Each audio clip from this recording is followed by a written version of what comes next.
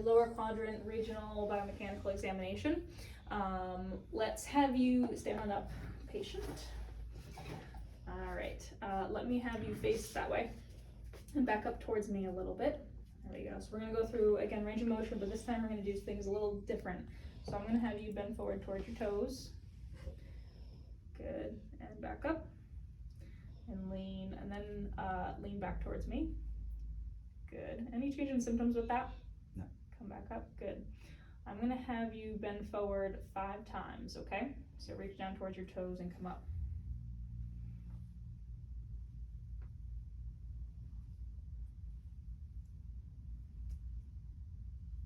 Good. One more. Good. Any change in symptoms on that? No. No. So I would expect maybe the symptoms of the patient to get a little bit worse for our 35-year-old male with low back pain and radicular pain. Right now I'm gonna have you lean back towards me 5 times.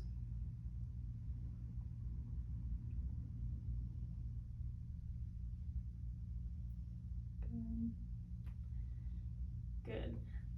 Any change? Doing okay with that? Yep. All right. For the 35-year-old male case, I would suspect that that might be a little painful at first, but as we continue doing it, he would feel some improvement. All right, now let's go left side bending. Good, and then to the right. Good. Now because his pain is so provocative for the case patient, I don't know if I'd go right into side glides day 1 because he seems very much in pain, and that might just provoke things a little bit too much on day 1. So we're gonna go with the repeated extensions probably.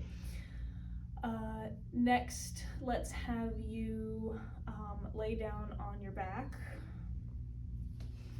I wanna just examine the hip just to make sure there's no maybe pathologies there, or if it does affect his back pain.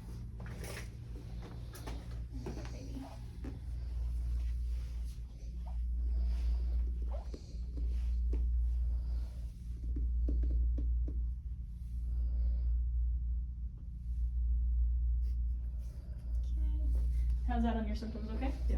Okay. I'll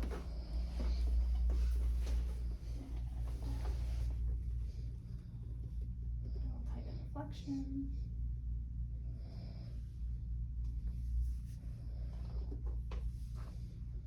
Good. Alright, doing okay? Yep. Alright, if the patient were to tolerate all of this, I would then try to rule out hip pathology. I suspect though he would not tolerate this too well, even though I'd like to look at this day 1. Okay.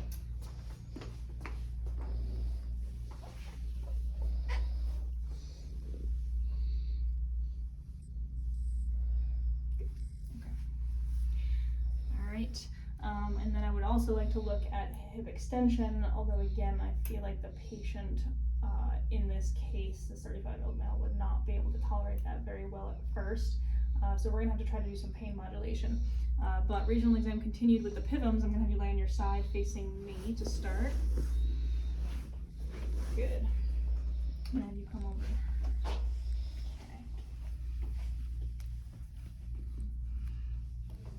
Okay.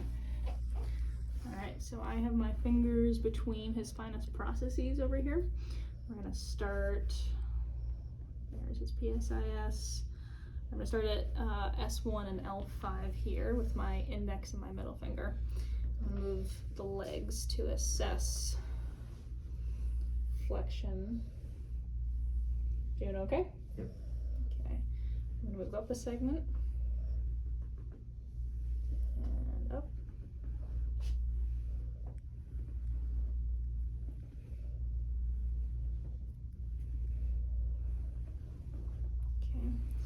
And then extension.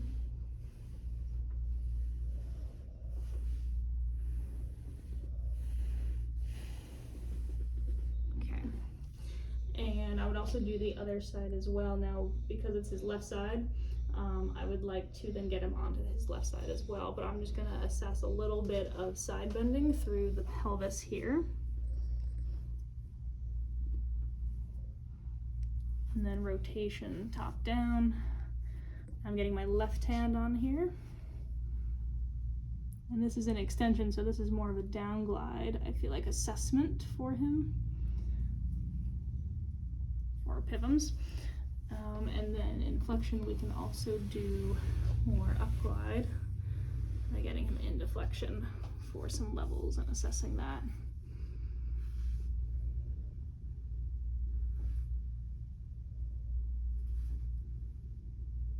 Good. Okay. All right, let's turn over. So now for the left side, this is his treatment side. I expect to find some hypomobility here. Let's assess the PIVMs first. So again, my index finger is starting at S1, L5, 4, L3, L2. And I'm actually going to assess this side a little bit different in terms of side bending.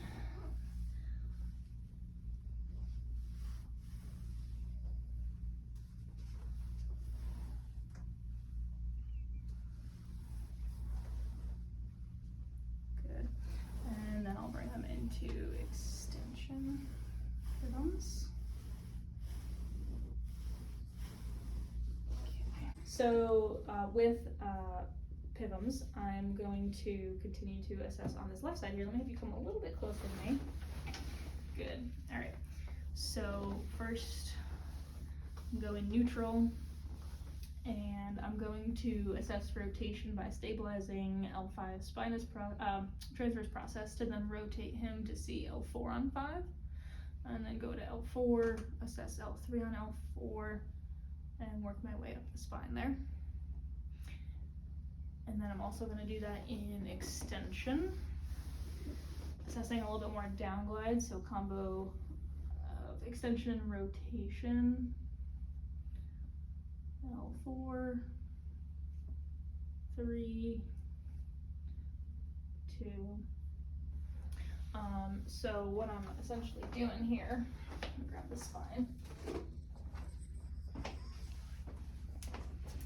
is I am taking my thumb onto the transverse process here and then rotating from top down to assess the rotation of the one above. And I go to 4, and then 3, and then 2. And that I did in neutral, and then I just did an extension to gain more of like a down glide assessment there. Now I'm going to do it in flexion to assess more of like a gapping kind of up glide assessment.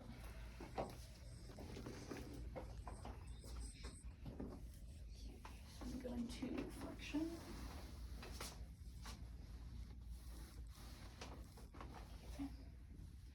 Oh, I don't know if you can see, but my thumb, I'm going to find the spinous process and come onto this side, onto the transverse, and rotate him back. L4, 3, and so on. All right. Then I could assess PIVMs by having him on his stomach would be probably the easiest. So let me turn on to your stomach here. Would you like to? No? Okay. So in this case here with the spine, I'm going to assess a PA, general PA at the central PA. Then I'm going to do unilateral on either side. And the way I'm going to use that is my PZ forms. I'm going to go onto one side as well as the other and assess that way. On the same segment, and then I'm also going to be one below with my other one up above to assess more of that unilateral rotation of the one above. All right, so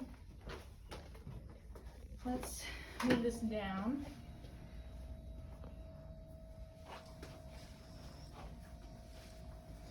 Okay, so if I find PSIS, we got S1, L5. So I'm just going to do a general central PA on each of these, see how it feels on his symptoms, and see if there's any stiffness or hypermobility. Then, using a similar technique, but I'm going to go to the transverse processes. Now, L4, 5 are difficult to get to, so I'm going to try my best to do 5, 4, 3, 2. And then I can also utilize that one below, one above. So I'm going to go on the one side, and then I'm going to go above to the other transverse process.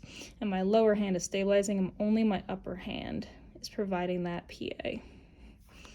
So that was 4 and 5, then we have 4 and 3, and then 3 and 2. And then I could go 2, 1 as well. And then I could do all on the other side as well. All right.